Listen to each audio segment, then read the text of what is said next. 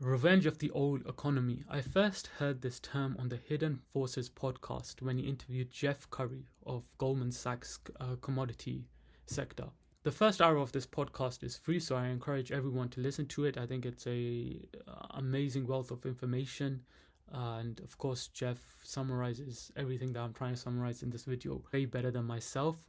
But the general synopsis is that we have underinvested in the old economy, the economy that got us to where we are today, to our living standards that we appreciate today, is because of the old economy, and we have just disregarded it in favor of technology, and cryptos being a derivative of technology. And also policies around ESG have really diminished any kind of investment in the old economy, such as oil or even mining facilities like to mine copper or to mine zinc, etc.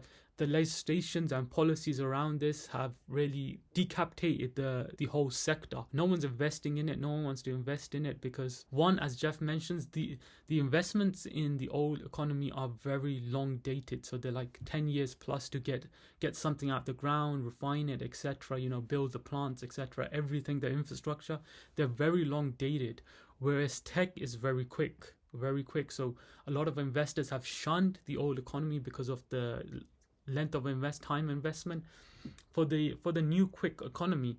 And secondly, it's really to do with policymakers are really pushing this green agenda, this ESG agenda, this policy agenda that's really diverted all capital away from the old economy and straight into renewables, which, to be frank, don't work.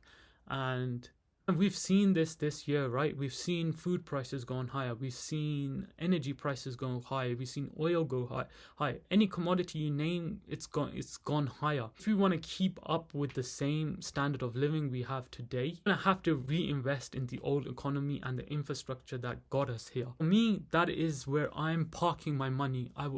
Because for me, tech is dead. And we've seen it this year with the likes of Meta, ARK Invest, even Tesla.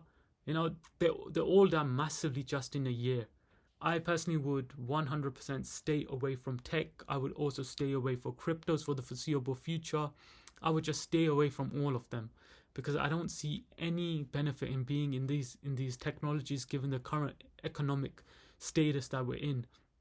Therefore, what do you do with your money? And as you've seen through my channel, everything has been around commodities, and mainly the two main sectors are, of course, oil and nuclear, and both of these are a derivative of energy.